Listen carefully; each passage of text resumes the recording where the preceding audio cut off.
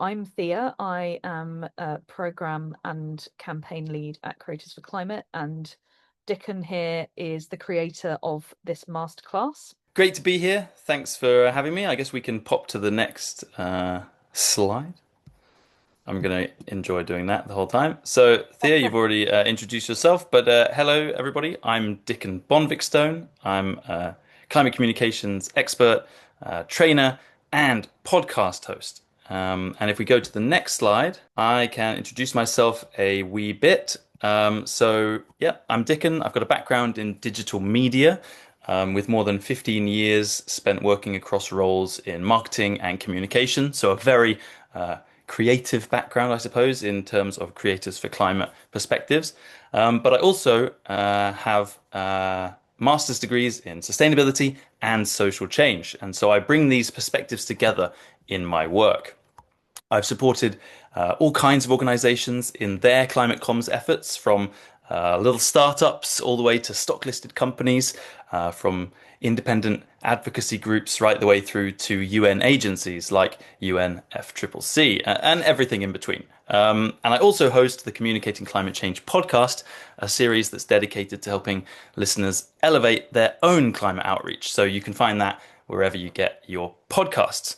If you haven't checked it out yet, obviously I highly recommend it. But we can pop to the next slide and we'll get a very, very short video to give us a bit of context for today's session. Climate change is the biggest story of our time, and how we tell it will shape what happens next. We're not just facing a climate crisis, we're also facing a communications crisis. Confusion, disinformation, and poorly crafted messaging often leave people feeling powerless or disconnected. That's why we need a different approach, one built on science but made for the real world. Want to cut through the noise, rewrite the narratives, and drive meaningful change? You've come to the right place. This is Communicating Climate Change. Lovely. So if we pop to the next slide then, a little introduction to today's session. So we'll wrap up this introduction shortly, and then we'll dive into several common climate communications pitfalls that we tend to see quite often. Then we'll take a peek at some climate comms in the wild, some actual examples, and consider if any of those fall into those pitfalls that we've just looked at. Then we'll do a little practical exercise together using the chat and using your input in the audience. We'll kind of rethink a climate campaign based on your takeaways and based on your insights. Then we'll have a look at, and discuss your input there. And finally, at the end, we'll cover where you might go from here. So a nice little session that we've got planned. But if we pop to the next slide, the big question is, why is effective communication about climate crucial in the first place? And well, communication, as hopefully you all know, is one of the most powerful tools that we have to influence others, providing we do it right. So when it comes to communicating climate change, there are absolutely ways to do it better and ways to do it worse. And generally speaking, we've been doing it worse for a really long time. So how we communicate about this issue and the many other issues that intersect with it, the way that we do that can either spark the action that we urgently need, or it can reinforce the inaction that's held us back for so long. So our ability as creatives, as communicators, as marketers, as architects of choice and desire, our abilities to rise to this communications challenge could be the difference between one possible future or another. If we go to the next slide, please. So the good news is, I love this picture, the research gives us a pretty good idea of what we as communicators need to do. And that's why just a couple of years ago, we launched the foundational e-learning course on this topic, available exclusively to you as Creators for Climate members, to help steer the collective climate communication ship in the right direction based on what the science is telling us. And today we'll look at some of the core puzzle pieces there. But if you want to dig further into the topic, obviously, and develop your practice longer term, then I really recommend you head over to the course and get your certification. We'll have more information about that at the end, how to get there. But throughout this course, if we go to the next slide, you'll go on a climate communications adventure. It brings together insights from academia, industry, and the experience of all kinds of experts. The course is designed to help you understand things like framing, storytelling, and using accessible language, right? There are also practical exercises along the way so that you can anchor all of your learnings, and you'll hear from talented communications practitioners too, so that you can kind of contextualize all of this new information. The result of this journey through the course is that you'll hone your abilities to engage, empower, and activate audiences on all things climate. And all of that in under 60 minutes of core lessons. So it's a real speedy course with some bite-sized lessons for you to dig into. If you haven't already, and you're keen to learn more and build your skills in this area after today's course, I really recommend checking it out. But if we go to the next slide, let's get stuck into some common pitfalls in climate communication, as highlighted by a wealth of academic and social research. Next slide, please, there. Thank you. So first up, pitfall number one, not relevant. Climate communications can give the impression that the crisis is happening somewhere else, impacting someone else, or that it simply isn't relevant to the audience for some reason. Next slide, please. If you think about when you've been advertised to in the past, whether in real life or online. So imagine a cat food ad appears in your social feed, right? But you own a dog, or perhaps you don't have any pet at all. Well, then what do you do next? Do you click to read more about that product and ultimately buy it? No, of course not. You scroll past it. It's not for you. This is classic irrelevant messaging. But I've heard stories from climate contexts where campaigns were delivered in the wrong language, for example, or where radio broadcasts have gone out at precisely the time that the target community was at their place of worship, where posters have been put up warning people about climate impacts in areas where nobody knows how to read, or even worse, and something that happens very often, messages that are delivered by a voice that nobody in the community trusts. These are just some good, clear examples, I think, of not understanding your audience, not understanding their habits or their preferences. The things that we know from marketing, for example, are essential for creating dynamite campaigns that speak directly to the needs and wants and values of the audience. At the same time, though, we know that climate can be framed in many, many different ways, right? Emphasizing one or another aspect of the overall picture. Many climate campaigns, though, rather than highlighting frames that many people might find more compelling, like health or economics, they instead focus on disappearing species or the suffering of others, or assume that everyone will be motivated by the idea of a healthy planet. These kind of classic environmental moralistic frames. But they don't connect with everyone, unfortunately, as much as we might like them to, and as much as they might connect with us. Some people need things to be made personal in very different ways. As I mentioned, health, family, a local area or a treasured landscape, personal finances, these bread and butter issues that are incredibly personal and what's called psychologically close, right? They're kind of within our sphere of life. And they can prove much more engaging than, for example, messages about a healthy planet, which just unfortunately miss the mark for lots and lots of audiences. If we go to the next slide, please. Thank you. So if we want to avoid pitfall number one, not being relevant, well, then we should remember a couple of key things. The first one is engagement starts with the audience. This is classic marketing 101, right? What does the audience know? What do they value? What do they do? What do they like? Who do they trust? And so many more factors that can help us build messaging and campaigns and frames that are likely to resonate with them.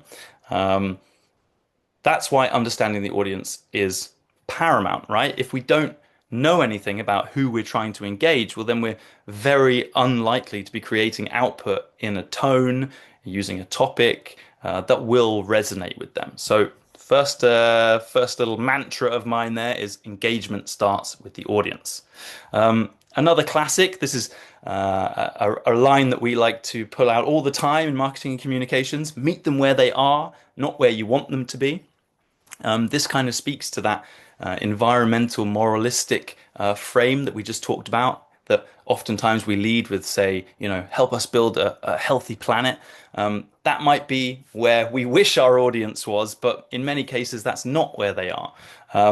Which is to say, we kind of bring our biases into our output. We often need to be reminded that we are not our audience, actually, and we have to understand our audience and then meet them where they actually are. For example, in climate communication, for as long as there's been climate communication, it's common to see very activist framings and language being used in climate communications messaging, right? And that might feel intuitive and natural for folks designing that outreach because perhaps they are activists or come from activist organizations. But not everyone considers themselves an activist, and not everybody wants to be an activist. So when we talk that way to everyone, we actually risk pushing many people away. Number 3, then, the messenger matters. If we know our audience, then we should have some idea about who they trust or which voices they find credible. Some people, for example, trust scientists and politicians. Some people definitely don't trust those people. Some people find influencers or celebrities to be much more compelling informants, and other people only listen to folks from their local community or even perhaps family members. So keeping these factors in mind can really help us be more relevant to our audience and avoid just being more noise in their newsfeed. So that was pitfall number 1, not relevant. Let's go to pitfall number 2. Next slide, please. Yes. So pitfall number 2, bad vibes. Climate communication can leave people feeling sad, guilty, and powerless. And even worse, it can make them feel talked down to or alienated or like they don't belong. Next slide, please. So this is a great example, I think, on the left there. Old mouthwash ads. They used to tell women that their breath smelt bad, and that as a result of that, nobody wanted to kiss them. Today, I think we find this approach a bit shocking.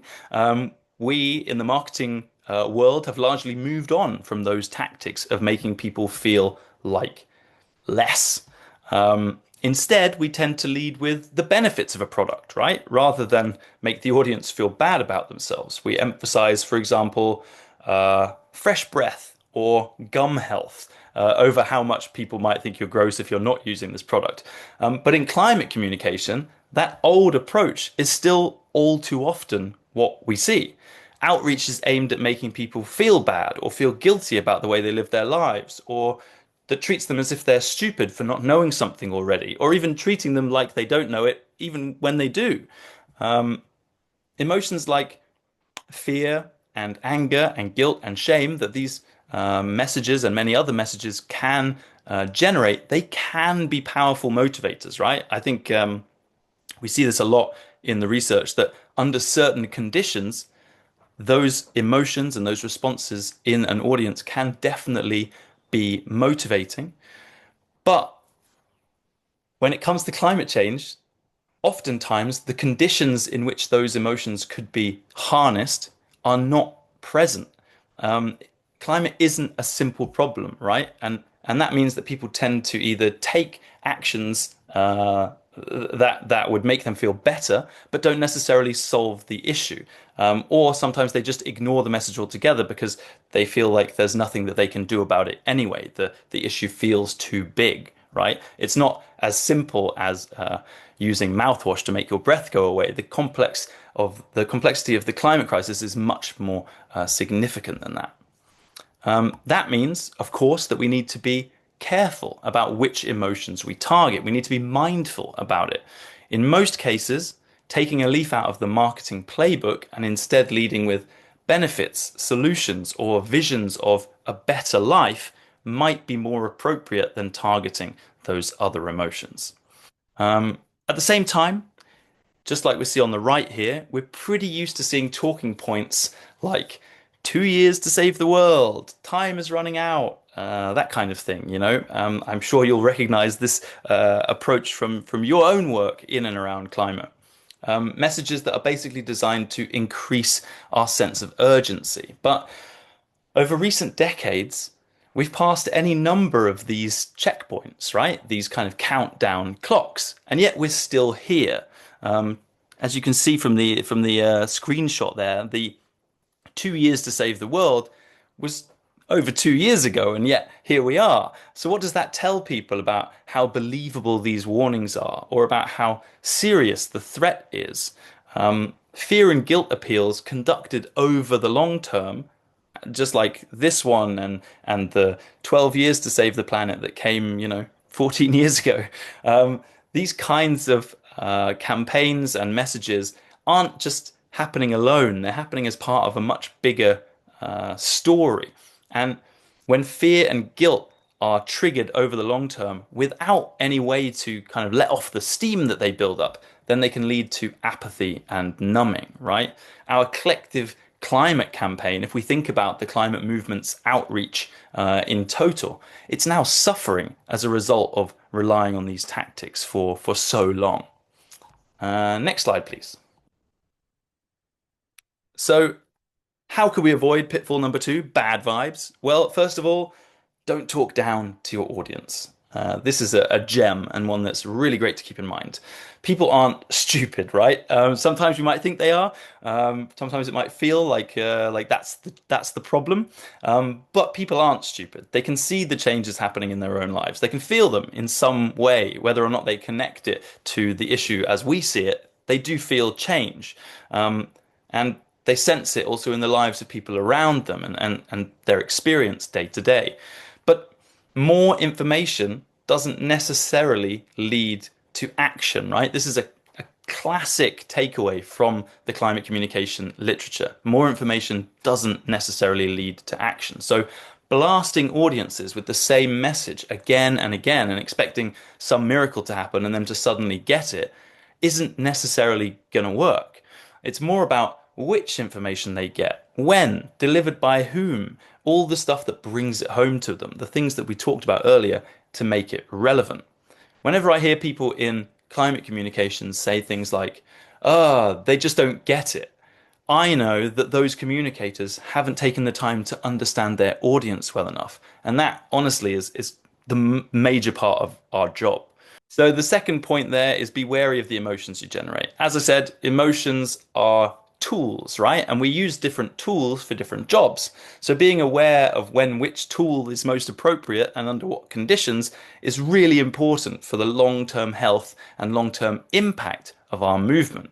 We've spent a really long time in the climate movement being harbingers of doom and being kind of Debbie Downers. Maybe it's time we showed our audiences what life could look like if we got it right. That might be a fun challenge. Finally, the third point there, never let the topic determine the tone. Climate is obviously incredibly serious, but we don't have to be. Just as comedy and satire have been used to address issues like race and gender over the years, so too they can be harnessed to engage people on climate. Sometimes a fun exercise that I like to do is to pick an emotion out of a hat and apply that to whatever campaign I'm working on. Sometimes it can lead to some really innovative ideas because you're just kind of rolling a dice and letting chance decide the tone. But if you go to the next slide then, please. We will hop into pitfall number 3. This one is called Now What? Climate communication can leave people wondering what they can actually do about the issue. When no obvious route is visible to them, people often just do nothing. Next slide, please. By this, of course, I'm talking about a call to action, right? And if we, creatives, marketers, etc., have learned anything from our craft, It's that any call to action needs to be immediate, specific, and idiot-proof, basically. Things like click here, subscribe now, add to cart.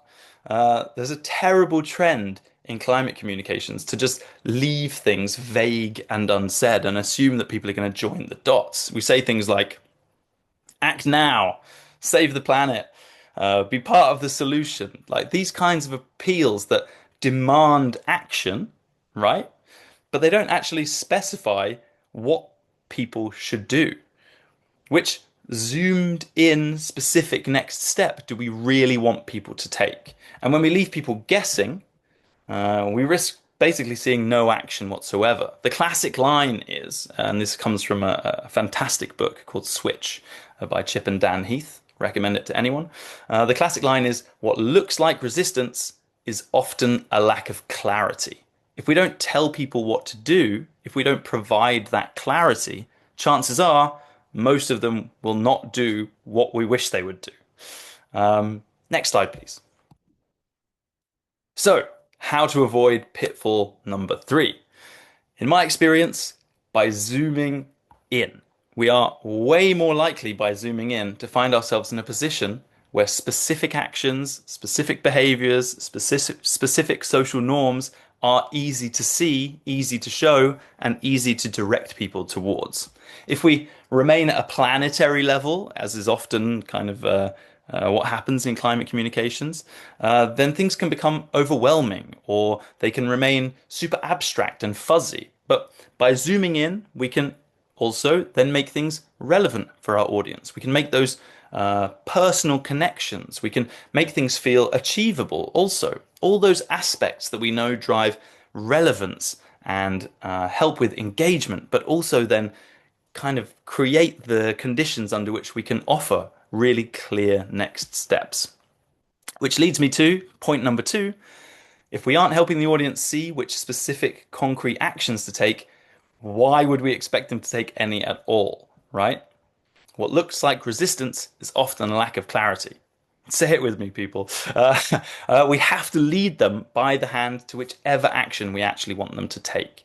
Just like in those marketing examples I mentioned earlier, buy now, sign up, add to cart, check out, whatever it might be. These leave no margin for error. They are a single clear action. Especially if we're targeting emotions like fear or guilt, they need concrete ways to relieve the negative feelings, right?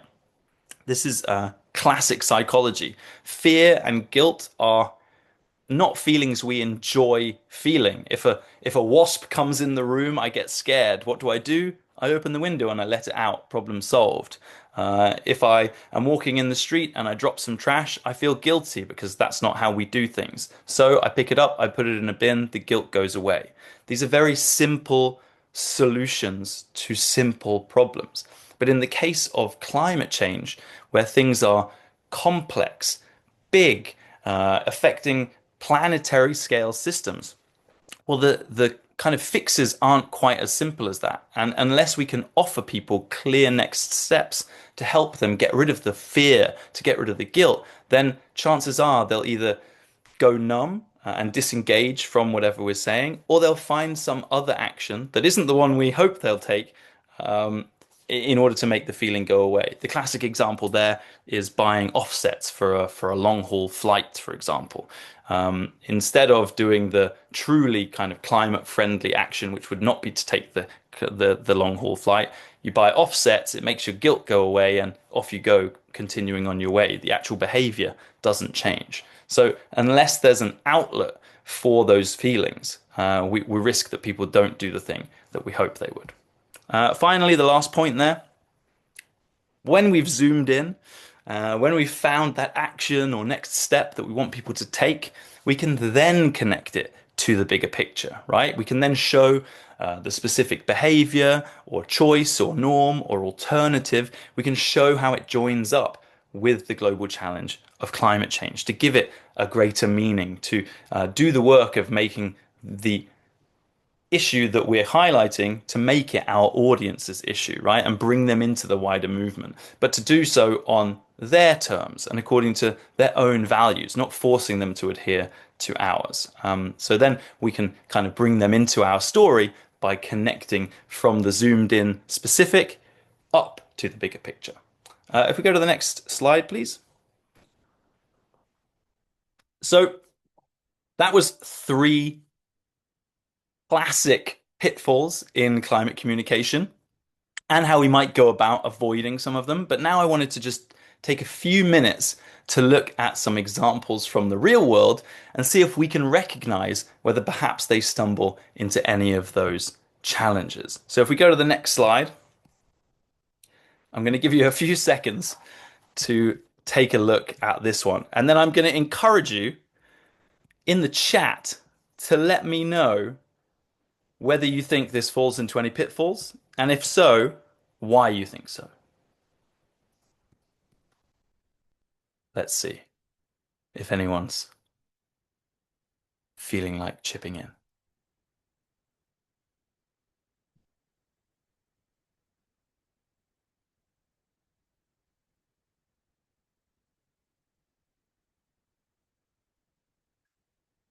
Too much information. Yeah, that's often a challenge.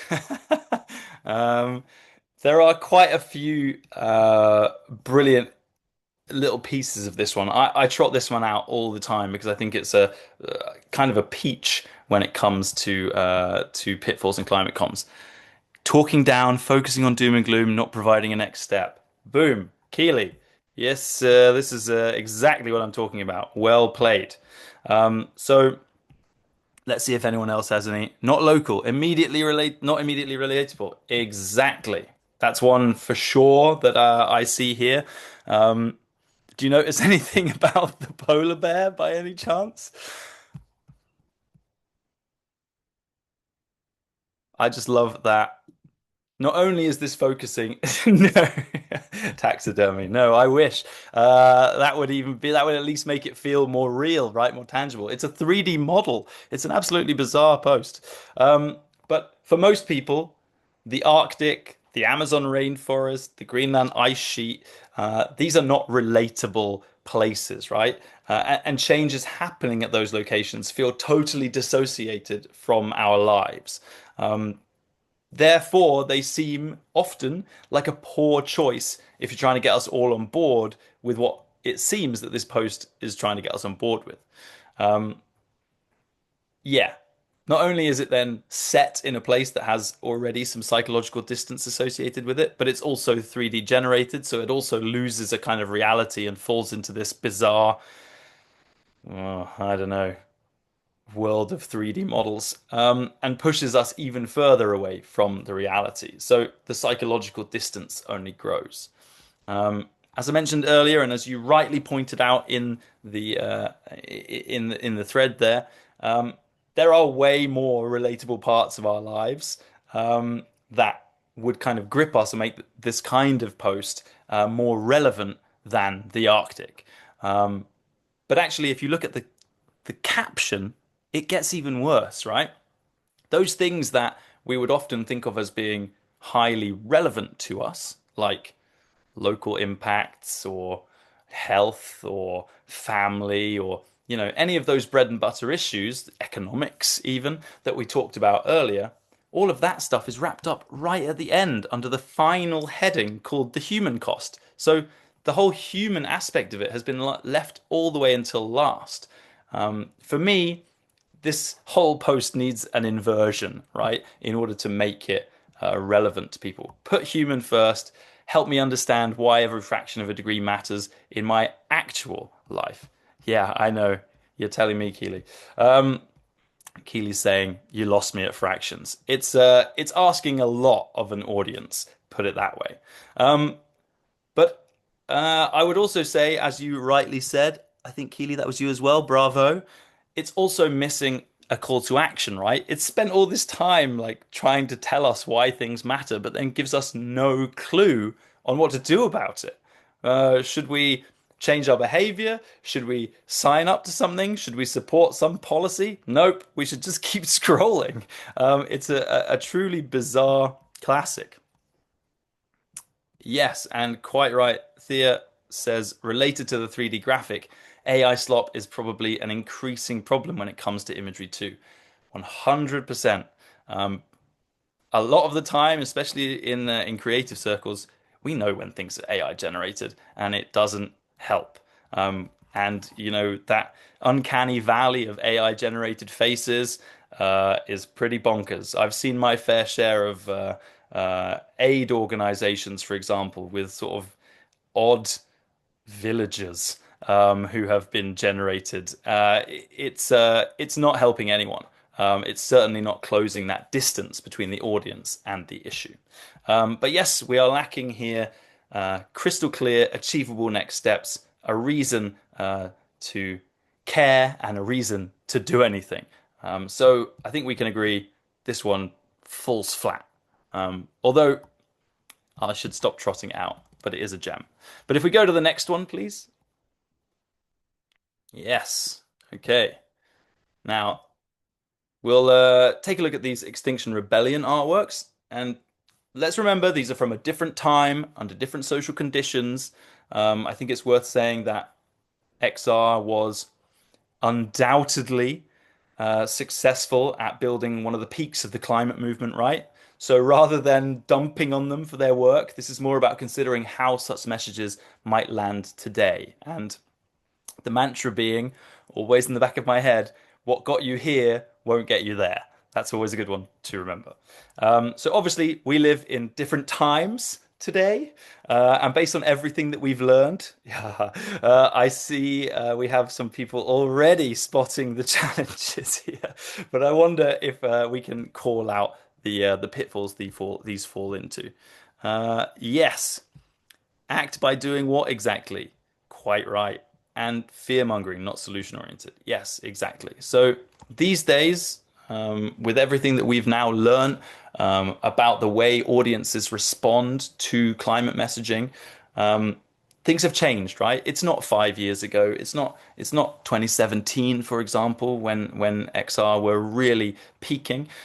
Times have changed, audiences have changed, technology has changed, and that means the way we have to communicate needs also to change. So, yeah, I think here pitfall number two is pretty clear. The message on the left, especially, is designed to generate fear and urgency, but due to a lack of a clear action to take in response to any fear or urgency that it might generate, then this is precisely the kind of messaging that we now know can push people away. On the right, then, wake up.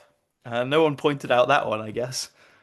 No, wake up for me is a real great example of talking down to your audience because the implication is they are not awake, but the messenger is. But nobody likes a know-it-all, right? And this approach positions XR, the messenger, in that role. So the it's an unfortunate way to treat an audience. It's kind of it. Let's say it's talking down to them. But then on top of that, as you rightly pointed out in the chat, yes, act now. What does that mean, right? It fails to lead the audience by the hand towards an action. It doesn't help them support a policy or join even a specific demonstration, the thing that we know XR is all about. So it leaves a lot hanging in the air. Finally, then, this approach is unapologetically activist in form and tone.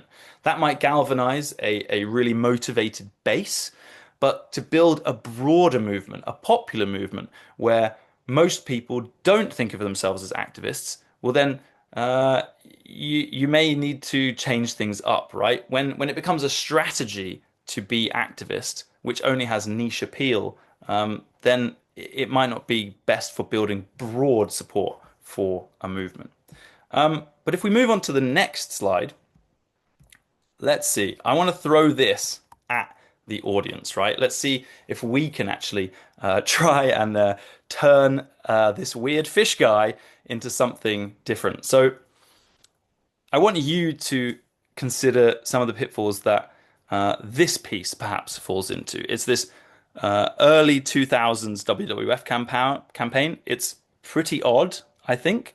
Again, this is a very different moment in the maturity of the movement and a very different culture into which this was being thrown. So we aren't doing this to laugh at anyone's work or talk down to it or them, indeed. But with all that we know now, how would we approach this today? So I want you to think about questions like, what's this advert trying to achieve? What emotions is it targeting? Who's it for? What do they need to know? And what pitfalls does it fall into? And based on that, how we might choose to rethink it. So, should we dig in and have a look and see if we can figure this out together? Should we start with the weird fish guy? It's pretty strange. Would it help if I verbally contribute as well? Yeah, I mean, yeah, sure, that would be fun. But Let's I get, love it. I wish we get could the mood unmute Keely. going. This would be great. I'm very perplexed by this. It makes me take a moment to look harder and try to understand what's happening based on the shock value with the image. I think you're hitting on something there, though, Keely. That shock value, I guess, was part of the attraction. Yes, which is a good thing. Exactly, it catches your attention momentarily, perhaps. But then the message that it's trying to tell us is quite a strange one, I think. Is it telling us we'll turn into fish because the sea level is rising? Yeah, What I'm a bit confused as to that because obviously I don't think it's really saying we're all going to become fish, but I'm not sure what it is telling or what it wants us to do. Does Fish Guy have a strong stance against flying, or is he really into recycling? Like, what actions do we want to take? Yeah. exactly? And if it is suggesting whether we're going to become strange alien fish guy, you Something yes, we're we will excited have great fashion sense, to be fair.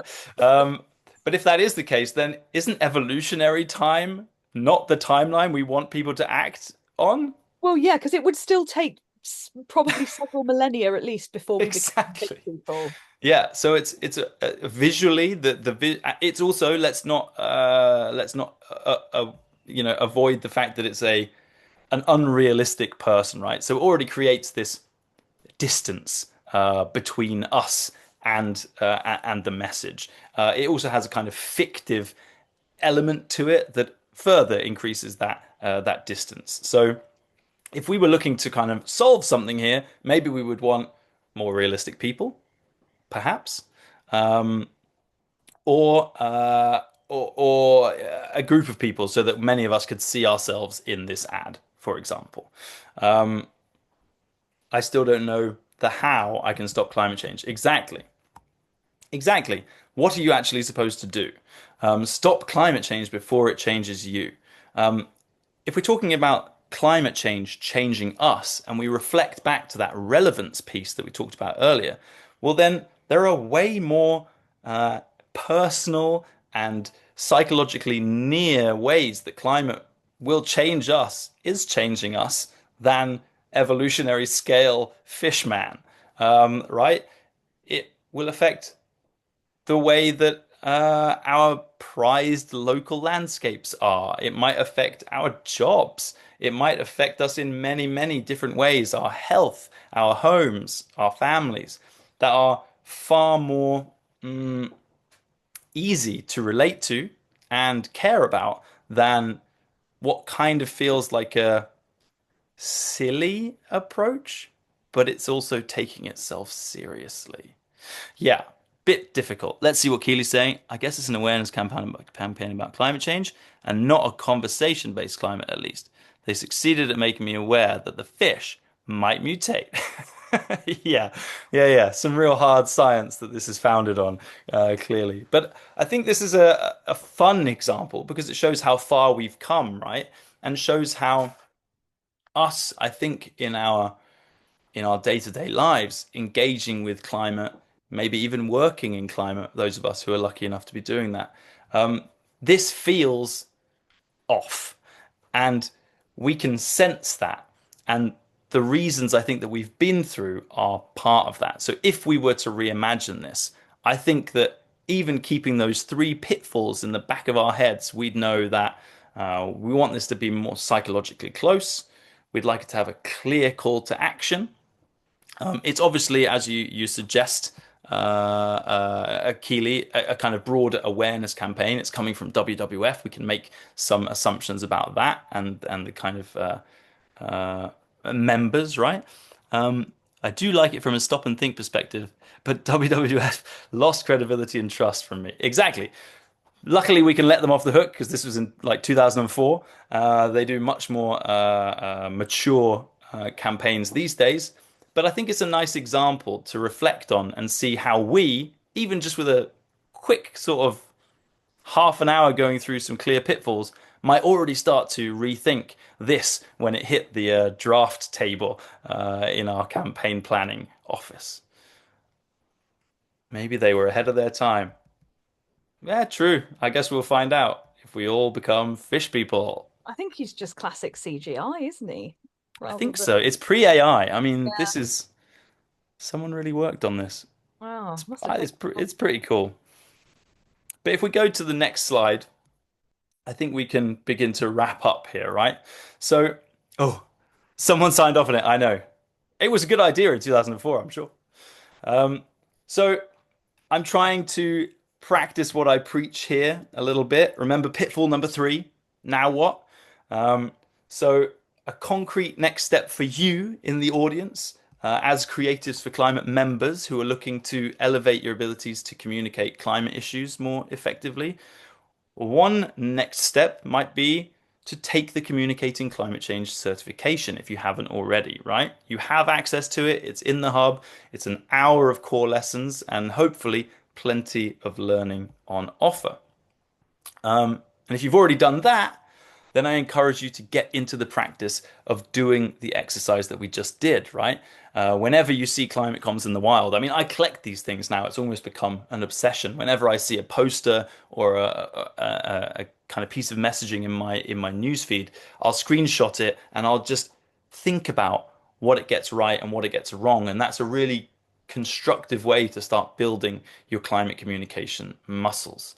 And you know, to be able to apply that critical lens and get creative about how you might solve something that you perceive to be a challenge. If we go to the next slide, please. Then, of course, I would be silly not to recommend also my podcast, Communicating Climate Change. It's a growing collection of more than 60 interviews with scientists, psychologists, activists, brain specialists, social advocates, filmmakers, advertisers, and many, many more people, all crafted with one thing in mind, and that's to help listeners improve their own climate outreach. For anything else, or if you have any questions, you can also reach out to me either on LinkedIn or contact me by going to communicatingclimatechange.com. Thanks so much for being here. Well, thank you very much for Really, joining. really fun to put this together and hopefully share some useful insights and help you avoid some pitfalls in your own climate communications work. So get out there and do us proud.